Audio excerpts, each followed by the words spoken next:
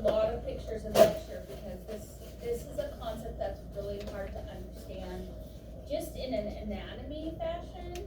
And when you add ultrasound to it, it's kind of hard to wrap your head around the whole 3D thing, right? And Masha, you struggled in the beginning with everything.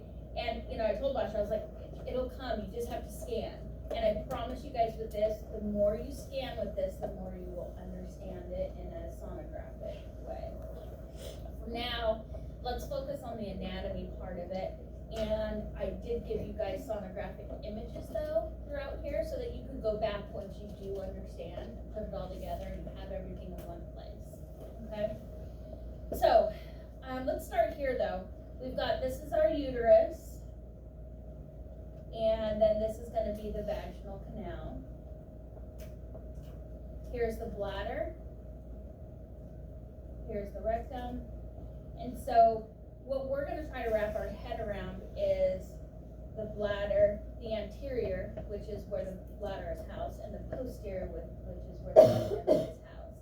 Sorry, we just started, honey. Sorry, it was late. No, you're actually, I started like a minute early. And so this is your cross-sectional of what everything normally will look like. So let's talk about the pelvis first. There is what we call the pelvic brim. You'll need to know this for your board. You're also going to need to know this for your test, and you'll need to know this next quarter for your gyno class as well. So I found what I could consider the easiest, best pictures for you guys, and this just shows the greater pelvis, which is the false pelvis, and the lesser, which is the true pelvis. And the true pelvis is what houses everything. So the false pelvis is higher, and the true is lower. Yes. Is the pelvic brim the actual, that red line? You got it. Okay. Yeah. Always understood The pelvic brim is what divides the false from the true. So very good question. So false pelvis, it is also known as the major or the greater pelvis. So kind of terms to know again. Sorry about that. We created 3 different names for it. It is superior and anterior to the iliac wings, which is your pelvic brim. Very important that you guys know that it is superior anterior. The false pelvis. The true pelvis, also known as the minor or the lesser. That makes sense, the lesser, because it's lower. It is a bowl-shaped portion. It sits inferior to that pelvic brim. It contains the bladder, the ureters, the rectum, and the reproductive organs. So to help you even a little bit more, this picture shows you the false pelvis, which is more superior. It's superior in what? Anterior. Because of the pelvic, right? Your hip bones. So it's going to be more anterior. If we were posterior, do a cartoon feel. If it was sitting posterior, it'd be more your sacrum and your spine, right? And so this is anterior and superior.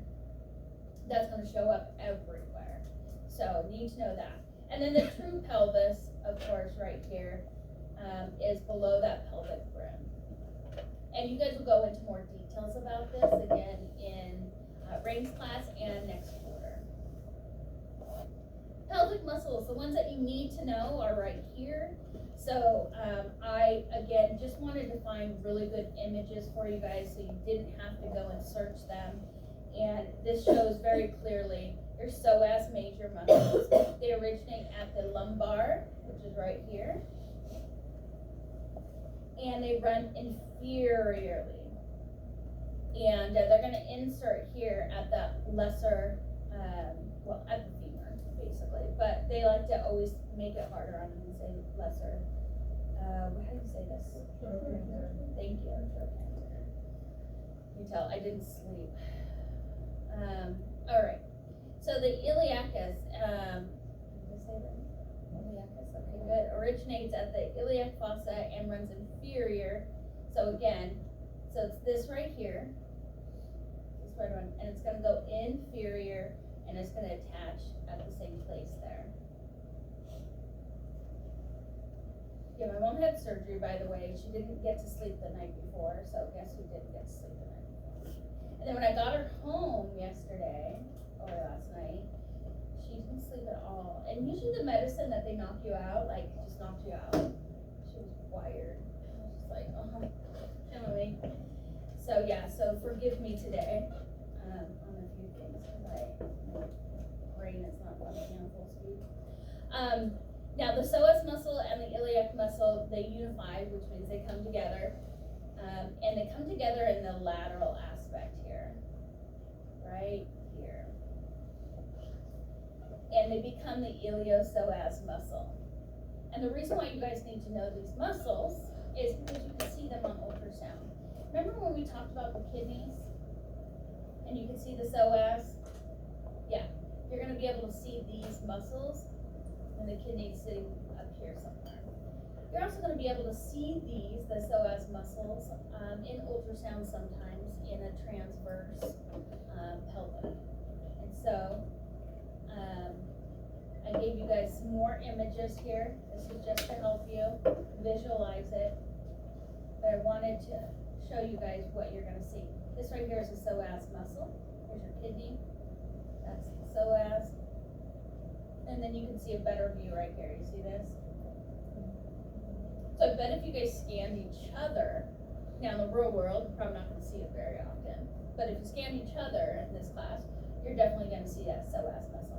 And that, so it starts, just remember that, it starts pretty high up by that kidney. It's coming off of the vertebrae, and it's forming and going inferior.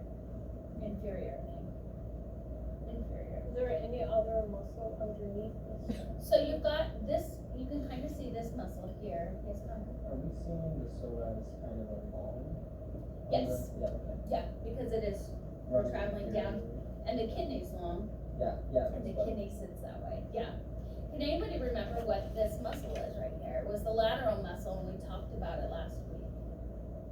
Or something broad? What? Quadratus? Yeah, quadratus muscle. Yes. Quadratus labora, and that is more lateral. And remember last week we talked about the psoas being medial. This one's going to be more lateral. Those are the muscles you're going to need to know. Okay. So what I tried to do is just again give you pictures and give you ultrasound pictures so you can put it all together. Here's what the psoas muscles look like when you are scanning the pelvic. Transducers here on the stomach or below the stomach, at the bladder, and then you see some psoas muscles. Is this sagittal? This is transverse. Is this probably smaller body habitus? Absolutely, smaller body habitus. You guys may or may not even see your own psoas muscles. It's so rare that this was the only picture I could find. But you'll see this picture many, many times, and you don't have to actually tell Shay what this muscle is, right? So bladder, psoas muscle. So let's do our little, we're here anteriorly in a transverse, transabdominal. So this is gonna be what? Posterior, okay? So the rectum's gonna be down here. So you can expect gas, right? I always put the little gas sign on, but you can expect some gas here. So what is this side and what is this side? That's right here, right? And left. You got it. Okay, this is vasculature that you're gonna need to know as well. Again, this is more, I would say, for like a rings class, but I do know that Shay talked about it in your guys' lecture. So I wanted to just show you a really good image, breaking everything down, and also let you know that this is what you need to know for boards, and this is also what you're gonna need to know for tests.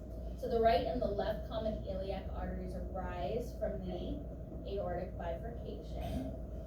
And so you've got your aorta, then they divide, kind of like a wishbone, right? It goes to left and it goes to right. And then you've got, off of those, you're gonna have an external, and then they divide again, right? Into an internal. internal is what you're going to see on ultrasound. The external, we can see them on ultrasound, but when we're doing the female pelvis, we're not looking for that. The external is really for somebody who is going to be a vascular tech, and they're trying to find the femoral artery, right? And because it goes down, the external goes down and turns into the femoral. So you won't need to really know how to do any of that unless you're vascular. But the internal is very medial, obviously, because it's internal, and it supplies a lot of the blood to the uterus, the ovaries, the cervix, the vagina, all of those things. And so you'll need to know that. They do run the iliacs, internal iliacs, which are right here. So you see how they divide. And this one just keeps going.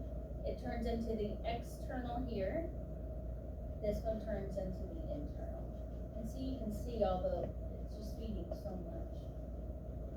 Next quarter, you're going to have to know this, and you're going to end up having to know all of these. Yes? I see the ovarian artery on the left is opening into the aorta. That sometimes plugs into the vein or artery, right? Or is that just the vein? Just the vein, actually. Just the vein. Yeah. Okay. Yeah, the veins do a little bit different. Okay. But don't confuse yourself now. Don't worry about it. You don't have to know that until next quarter. I'm Yeah. learning. This is just your basics, knowing that the aorta is going to bifurcate to your right and your left.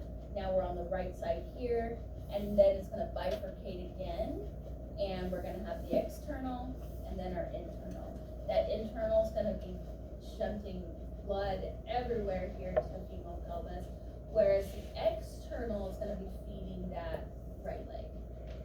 Okay? And so internal iliacs run posterior to the uterus and the ovaries. And then the external runs along the medial border of the psoas muscle. Remember we said the psoas muscle is gonna pop right into here. So it makes sense, right? Let's look at those muscles again. So you guys can kind of see that. I like this picture better. So use these pictures when you're trying to wrap your brain around all of this stuff. Iliac arteries, you guys know what they look like. You've been scanning them. By the way, how did you guys' scan test go? We do not know. You don't? Oh, okay, I thought you guys knew. I kept looking online and there was no results. How did you guys feel? Did you guys finish in time? Yeah, good. Proud of you guys. Good. So this is again what it's gonna look like. And right here you're gonna get tortuous flow just because it is bifurcating from the right to the left. So this is all normal. Alright, the veins, the iliac veins, there's a right and left common iliac vein as well, formed by the unification, right? Because veins are going now up. You got it. And I use this word instead of anastomosis because that word's just a bit challenging. So they unify basically the external and the internal iliac veins. They run posterior medial just like the arteries, and the external iliac arteries and veins are seen routinely during pelvic ultrasounds on the lateral borders of the ovaries. So in the process of scanning, when we do scan, you guys will have to put color on what we call the adnexa. The adnexa area is just kind of this area right here where the ovaries are housed, kind of in that bare, empty space. And sometimes things, peristeri like to develop, cysts like to develop. That's where a lot of ectopic pregnancies happen. And so we always look in what we call the adnexal area. And we do it in 2 planes, and then we always put color. And when you put color, this is what you're gonna see, the iliac veins and the arteries coming right in there. And mostly you're gonna see the internal. And here's just another kind of a 3D image for teach this, but I want you guys to understand the concept of where things are. It's okay, you can make it. Alright, do it. Just do it, rip it. Now she can. Alright, you just have to share now. Okay, pelvic structures. So here is a cross-sectional of the pelvic area. And you guys kind of have your clay. So today we are going to play with this. But here's your uterus, here's the cervix, and here's the vagina. So this is what your little thing should look like right now. Okay? And then we've got the endometrial stripe's going to come down and then the vaginal canal. Is everybody familiar with all the structures? Yeah. I mean, I don't know how long ago you had anatomy, but you definitely are gonna. We expect that you guys come in knowing your anatomy, but sometimes that is not always the case. So we know we've got two ovaries, right and left. The fallopian tube. You guys will have to know the ins and the outs of all of that next quarter. And so today what we're gonna do is just talk about like the layers and chopping things up. So the first layer that I want to talk about is the wall of the uterus. There are 3 layers.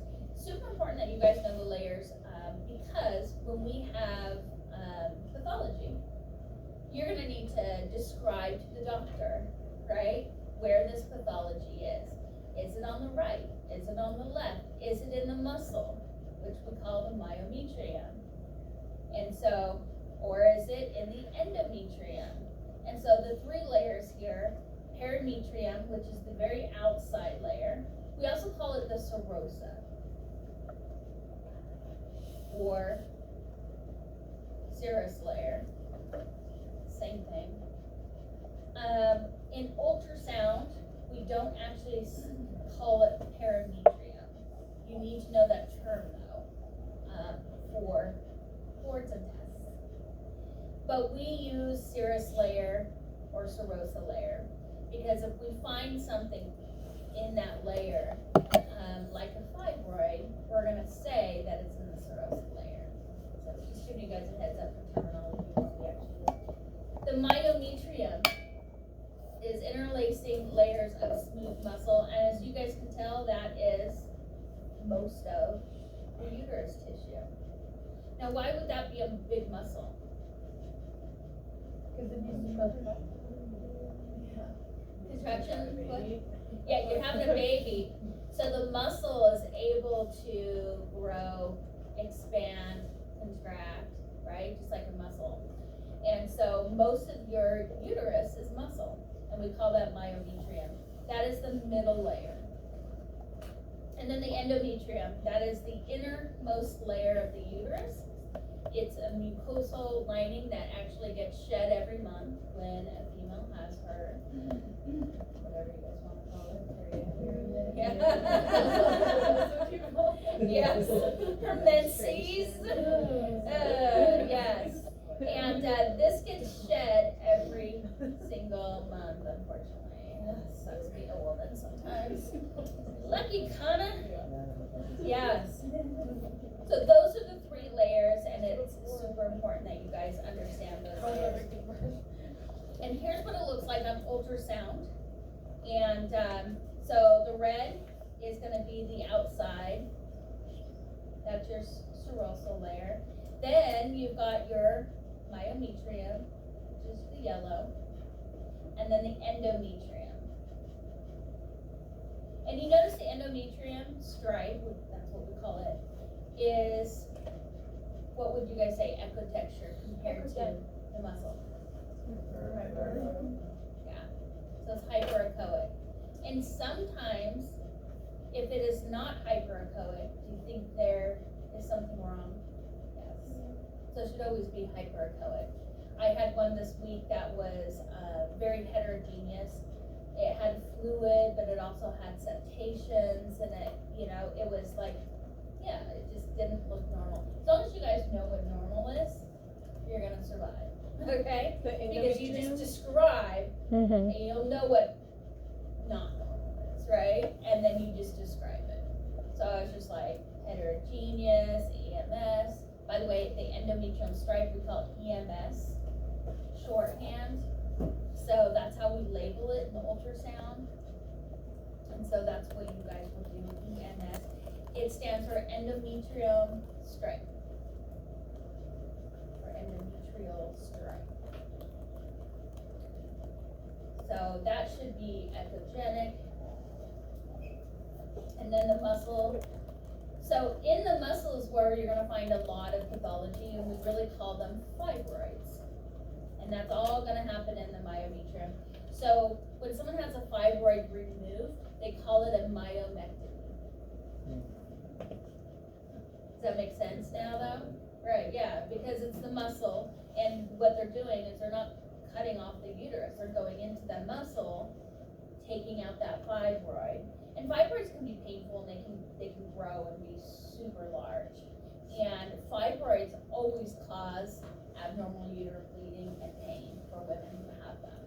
And so a lot of them choose to get them taken out. Yeah. What did you call it again? Myomectomy. What is fibroid? What is it made of? Why is it there? Why is it there? It's you guys will learn this in Shay's class, yes.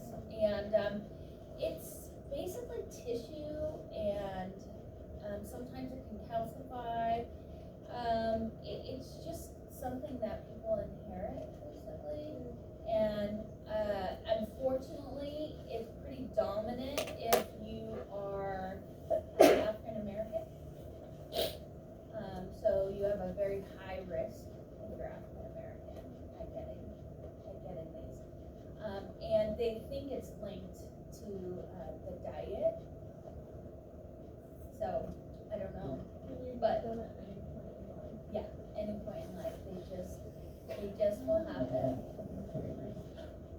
My mom has that, so I don't know. Yeah, so you are. You are more likely than your neighbor here to get them. And you guys will learn about them. I like to just lightly touch about a few things so that when Shay does talk, you're like, oh yeah, I remember we talked about this. But they are very common, and some people choose not to get them taken out. I had a patient last year. She was trying to get pregnant for years and she couldn't, and we found out why. She had literally, her entire uterus was full of them. This did not look like this, okay? It looked like a bunch of grapes, it was just, and they ended up getting pregnant. That's when I saw them. And it was a high-risk pregnancy, though, because as the uterus grows, those push on the baby, they push on the mom, right? And so it's a very high-risk pregnancy. And she had a couple of them removed, but I think she had around 25. Oh my God. Now, you're never going to count 25. You're only going to count the largest 3. And if you do more than 3, I'm going to hurt you. Because if I have to follow your study and you did more than 3, that means I have to do more than 3. And I don't want to do that. And you can say diffusely, you can draw your picture, 3 largest measure, right? And so, but those are found in the myometrium time. And you'll learn all about that in pathology. All right, so everybody understands the layers. All right, good. Let's talk about the divisions. You've got a fundus, a body, which is also called a corpus. Kind of creepy, but, right? You guys know where that word is coming from, right? Body, corpus. It's called interchangeably these 2 things, okay? So when you're on the field, a doctor may say corpus, you must know what they're talking about. They're talking about the body. And then the cervix here. And then what is this down here? Vaginal canal. You got it. And so when the doctor, most of you guys are females, right? So when the doctor is trying to take a sample of your cervix, they go right into that vaginal canal, and they're right here just trying to take a tissue sample, right? But you notice the cervix is what we call the lower uterine section, LUS. It is used a lot. So, if you're not sure if it's exactly in the cervix, you can use lower uterine section. So, in your images, when you are out in the real world scanning, you're going to take specific images of the cervix, of the body, and of the fundus. Okay? And so you'll need to know where those are. And that's why we're dividing it today. You're also going to need to know that for the flexion and the version that we're going to talk about today. So the lower Section. uterine section, where is that exactly? It's the blue one. It's Yeah. another word for cervix. Yeah, cervix area can also be called the lower uterine section. It can also be called the isthmus, and you will see that on a bunch of images as well. So that is why I typed them out right here. So you've got isthmus or lower uterine section or cervix. It's all inferior. Because we're going to bend the cervix today. And when we bend the cervix, it's not being bent here because this is actually the vagina. The cervix and the lower uterine section is here, so it'll probably be bent right here, right? It's in the middle, Oh. it's not at the Yeah, external os. exactly. It's not at the external os. Okay. Yeah, so everything's gonna make sense today for you guys. When we bend for flexion, we're gonna bend in the middle of the body. Exactly. It's not at the fundus. So this is why we got our Play-Doh. We'll have some fun today. Promise it'll all make sense. So, again, same picture, just showing you guys this is the lower uterine section. Cervix, internal, external os is right here. So you can call this the cervix, lower uterine section. You can call it the isthmus. That's this whole entire part. And when it bends, either forwards or backwards, it typically is bending in the middle here somewhere. Not at the, It's right above the blue line, the internal line of the cervix. That epidemic line. yes, this is that stripe. Where did you say was os?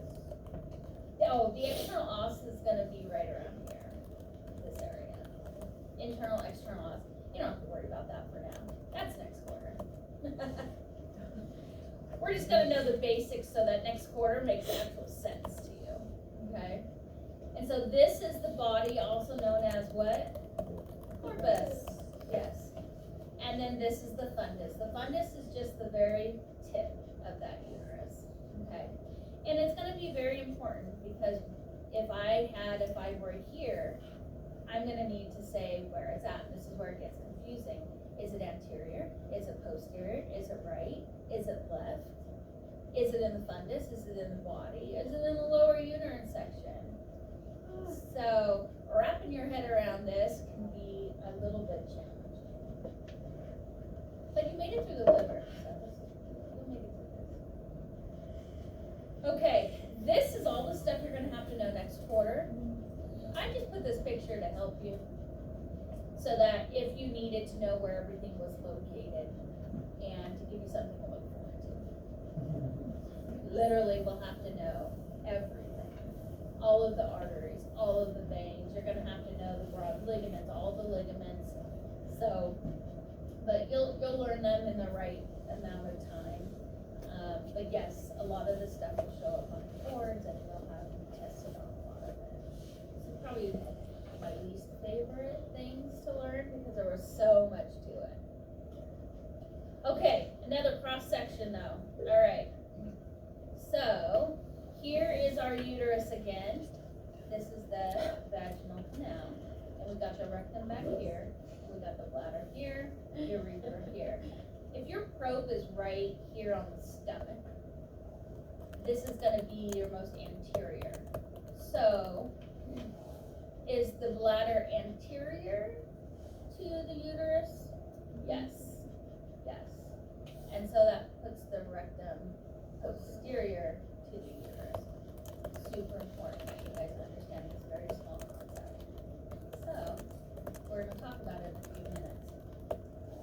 First, I want you guys to get get an idea of what it's gonna look like for ultrasound. Don't overwhelm yourself with these images. These are just to help you so that when you do get into lab, Shay is gonna draw on the board with you guys all day long and really help you guys understand. But I want you guys, in order for us to play today and understand flexion and version, I really have to cover this stuff for you. So transabdominal, this is what it is going to look like. This is the vaginal canal. By the way, if somebody is on their period, you can actually see a tampon in the vaginal canal, and it will be very, very bright. Yes. Okay.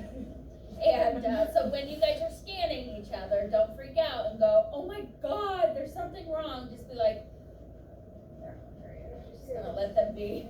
Give them some Advil and call it a day. All right.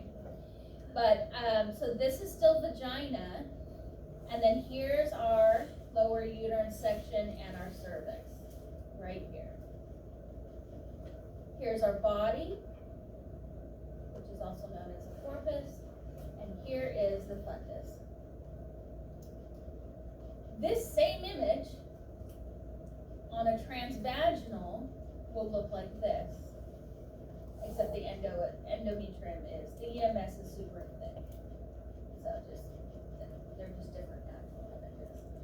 But when you are scanning transvaginally, this is gonna be your cervix, lower uterine section right here. This is going to be the body, and up here is the fundus. And you'll never want to cut the fundus off. There's something on most machines and I know the Philips has it that says widescreen, and it will open up to here, and then you'll be able to get that whole entire fundus. So That one's cut off right now. this one's cut off right now. Not a good image. Yeah, don't cut off your fundus borders. Are those ultrasound cysts? Yes. And these are just little cysts. We call them the Boethian cysts. You'll learn that in patho next quarter. Yeah. And you see them all the time, so they're no big deal. We don't even mention it. Yeah. So this right here, this is gonna be your lower uterine section. Okay. Your cervix is actually right here. The body is gonna be right here. And then the fundus is just that tip that's cut off and a little bit like, I go right outside of the endometrium stripe. And that's what I consider the fundus. Yeah. And so the endometrium stripe, as you guys can see, very bright. What is our terminology for that? Exactly, hyperechoic, you got it. And this stripe is thick. You guys will learn this all next quarter, but when it's this thick, it's getting ready to shed. So this person is probably a couple days away from having their period. When it's thin, they probably just shed it. And so there's not a whole lot there. Okay? All right, so here's what I tell.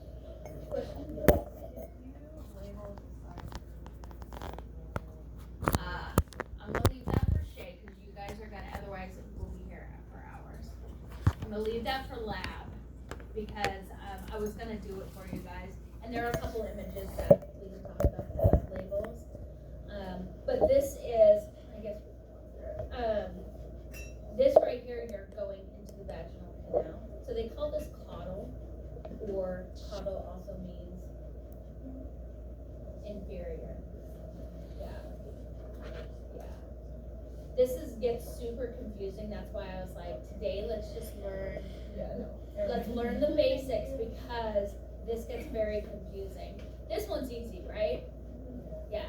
We know that this is going to be anterior, posterior, right, and then left. Yes.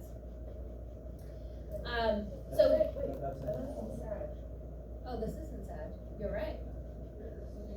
Superior, inferior. See, thank you. So this is how I explain. I over-explain things, but that's just me. So most sonographers don't do this. this. So I'm gonna explain this to you like I would a patient, because sometimes I have patients who come in and they're scared, they've never had this done, they're older, they're younger, or they've had, some patients have had this done and they don't care, so I don't explain it, right? But sometimes there are those moments where you need to be very sensitive, okay? And so I let them know, look, today we're gonna do a trans-abdominal, and in fact, Connor, will you grab me both probes? Yeah, the trans probe. Thank you. So I explained to them, today we're gonna do 2 different exams. These exams, just give me the curve. Thank you, Connor. And so a trans-abdominal is where I'm gonna put this camera, he's getting it, and I put it on myself. I said, this camera's gonna go right on your stomach, and I'm gonna be able to see all of your organs down here, your pelvic organs. This is like being in an airplane. This camera is great because I can see if there's a farm or a lake below, right? You make up whatever you want below your little airplane. But with this camera, I cannot see the details. All I can see is if there's something there. And so then I let them know, because a lot of times they're like, I don't want this one, that looks scary, right? And so you have to explain to them and let them know, this one looks a little bit scary, but I promise most of this is a handle. This is for me. There, as long as that part didn't drop, we're good. And so this looks like really large, but it's a handle for me mainly. It's only gonna go this far in. And this camera right here can see all the details. So it's all the pieces to the puzzle, right? And so this is the one you want me to use because this is the one that's gonna see everything, yeah, in detail. But I can't see all of the things. That's why we do both.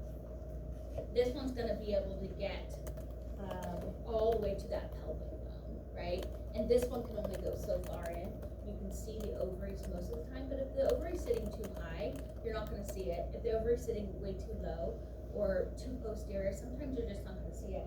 So that's why we always use this one first, try to get everything that we can, and then we go in and use this one. And so I just explained real brief that, look, one is our airplane, we're looking below. The second one is like the small pieces to the puzzle. I dropped that one, but it's fine. I didn't drop the actual, like, I'm not gonna break any crystals, basically. Thank you. I'm gonna keep this guy right here.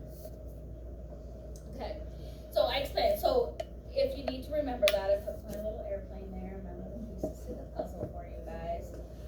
It's just something I made up because it made sense to me. And I remember my first experience, and I was nervous, and nobody really explained anything. And so if you want to be that tech, that's okay. But I'm a tech that likes to, make sure that everybody's comfortable in the room before I do anything.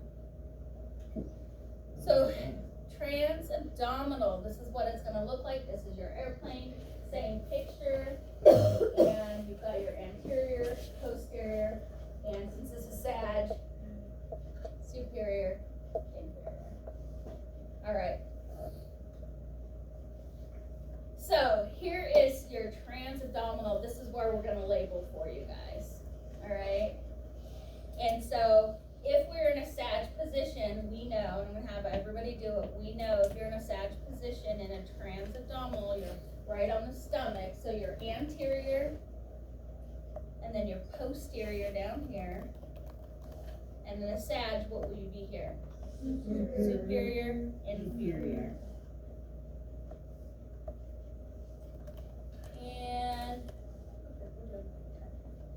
And then in a transverse, we are still anterior, then posterior, and then what do we got over here?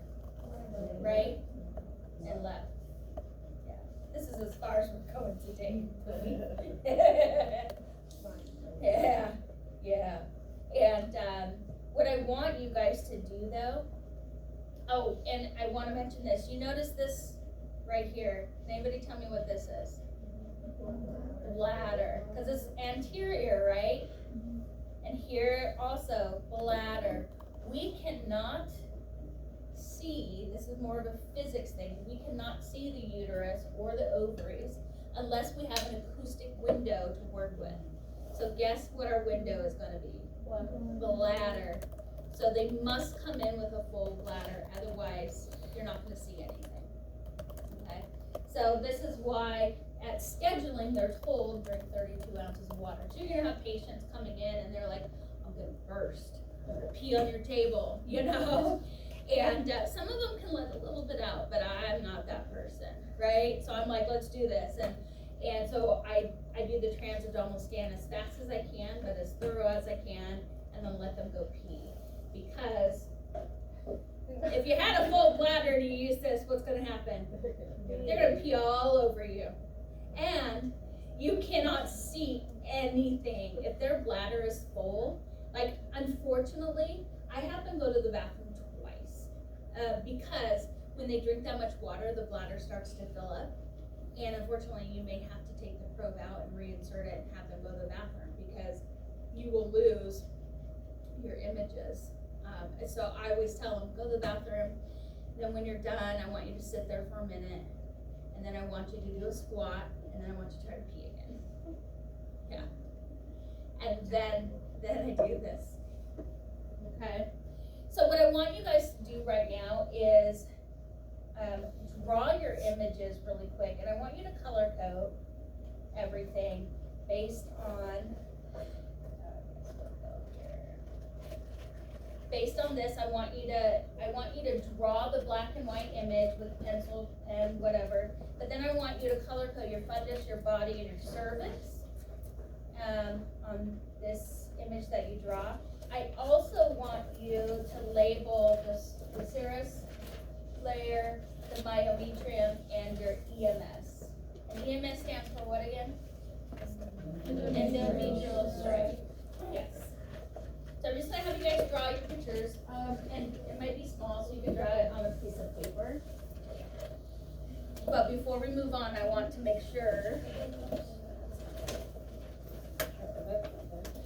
Before we move on, I want to make sure you guys understand where things are, because that will make it easier for you to understand version and flexion. Sorry, let me go back. I just want you guys to label these things.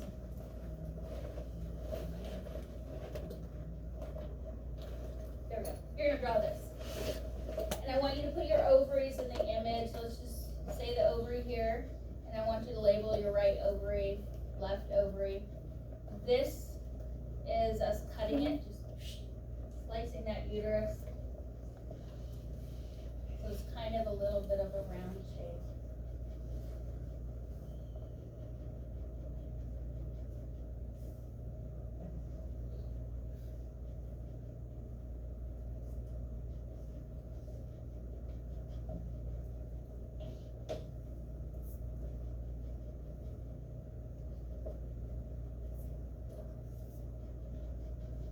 Now, Poonie, should you want to stick around later?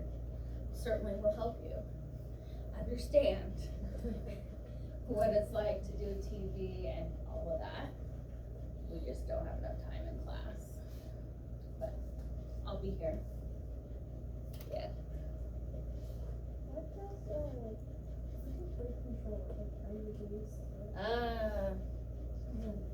Good question. Like copper wire versus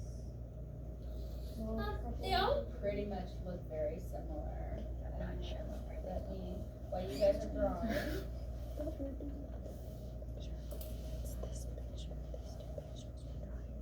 Oh, we're drawing it in there. Oh, I didn't know.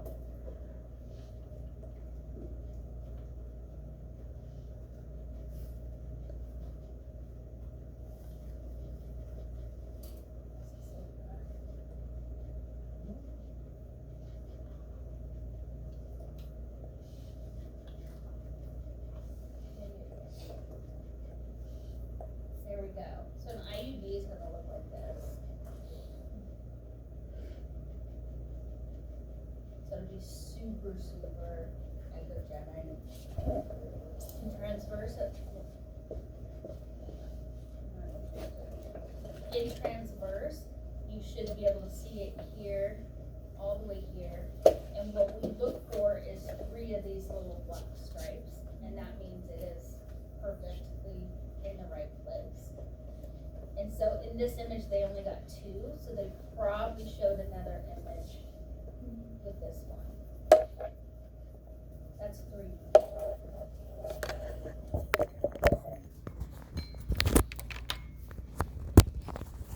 That is perfect. Yeah. You can see here. Oh, can you show me that last one where it has the teeth?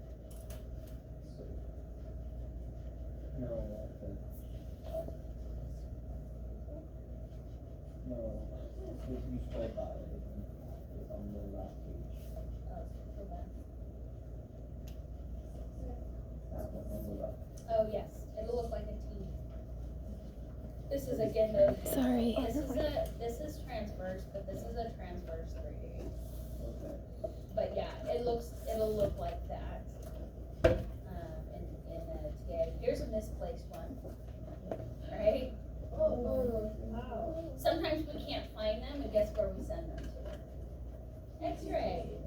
Because they have punctured through the whole entire uterus, and now they have traveled up and they're attached at the spleen or invading the stomach or the liver, wherever it wanted to go. So ultrasound technically, most of the time, you don't see us doing IUDs because we've seen enough bad things. But yes, this one is in place. This one is not. Do they feel pain when it's? Oh yeah, they come in for pain and bleeding and So that's, yeah, this is. that has those T branches that. The T branches will be transverse. Yeah, but the sag ones, that's like a standard treatment, that's why I don't see it. Yes, exactly. Where's Yeah. the location? Yes, yeah. So in a SAG, you're not gonna see, you're only gonna see the arm of it, Yeah. right? Not That the makes T part of it, yeah. Transverse, you can see the T. Shay will show you that a lot of those images. Oh, that is not a good one. Yeah, so you guys will learn. You'll see enough pictures. Alright, everybody has their drawing. Everybody understands what is anterior and posterior. You need a full bladder. And you guys are gonna hate that because eventually you guys are each other's studies, bodies, and you're gonna drink your water and your pelvic is gonna be full forever, and they're gonna be like, I'm gonna pee my pants. And we had somebody in my class who literally wore a pad because she was like, I'm gonna pee. It's gonna happen. So, yeah. Can you go over how to draw the transverse line? Yeah. So, Yes. let's do a transverse here. So I always just do a circle, and I put my stripe in there, okay? We know we've gotta have a bladder to get that image, so this is gonna be all dark. If this was a perfect patient, we would see a little ovary here and a little ovary here, and they look like they have jumped. There you go. That's pretty much just a transverse. And all of your transverse images are gonna look pretty much the same. It just gets a little bit wider at the body and a little bit smaller when you get towards that cervix. Okay. So, nothing exciting. So this is anterior, posterior,